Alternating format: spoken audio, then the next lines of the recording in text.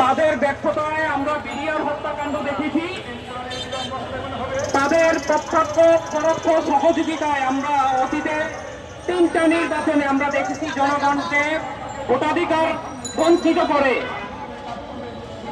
Fascist Awami লীগের একতরফা ক্ষমতায়নের পথ তারা তৈরি করে দিয়েছে।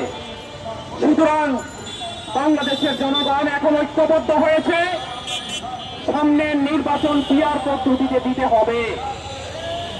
কেননা জনগণ এখন বুঝে গেছে আমাদের সার্বভৌমত্ব আমাদেরকেই রক্ষা করতে হবে, আমাদের ভোটাধিকার আমাদেরকেই আনতে হবে এবং ভোটের দিনের যে নিরাপত্তা, আমাদের আইন শৃঙ্খলা বাহিনী অনেকে সুন্দর সুন্দর এখন গলা মরা বলি দিচ্ছেন যে তারা আমাদের ভোটের দিনে নিরাপত্তা দিবেন। বাংলাদেশের মানুষ এখন দুঃখের সাথে বলতে হয়, ভাই তোমাদের এই কথায় আর আমরা বিশ্বাসী না। আমরা এটাই জেনে নিয়েছি যে ভোটের নিরাপত্তা এটা আমাদেরকেই নিশ্চিত করতে হবে। সুতরাং জনগণ একটা সেই ভোটের দিনে যে গন্ডগোল মুক্ত একটা নির্বাচন জনগণ চায়, তার একটা উত্তম পদ্ধতি হলো প্রপোর্শনাল রিপ্রেজেন্টেশন বা পিআর পদ্ধতিতে নির্বাচন। সুতরাং আজকের এই মানববন্ধনের মূল দাবি, বাংলাদেশে সামনের নির্বাচন অবশ্যই পিআর পদ্ধতিতে হইতে হবে।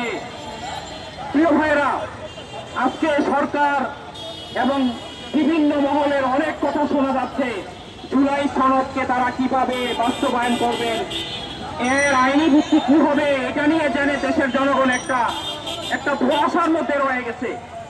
জুলাইয়ে যে সন্তানেরা শহীদ হলো, জীবন দিল, দেশের জনগণ এত রক্তের বিনিময়ে যে বিজয় অর্জন করলো, সেই বিজয়কে তারা প্রশ্নের মুখে ফেলে রাখতে চায়। এটা দেশের জনগণ মানবে না। আমরা যেরকম জুলাইয়ের অভ্যুত্থান ঘটিয়েছি, জুলাইয়ের সনদের পূর্ণ বাস্তবায়ন আমরা করবো ইনশাআল্লাহ। আমরা অন্তর্বর্তীকালীন সরকারকে আহ্বান জানাবো, জুলাই সনদ কে বাস্তবায়ন করবে এটা আপনার কাছে আমরা শুনতে চাই না। জুলাই সনদ বাস্তবায়নের দায়িত্ব এটা আপনার।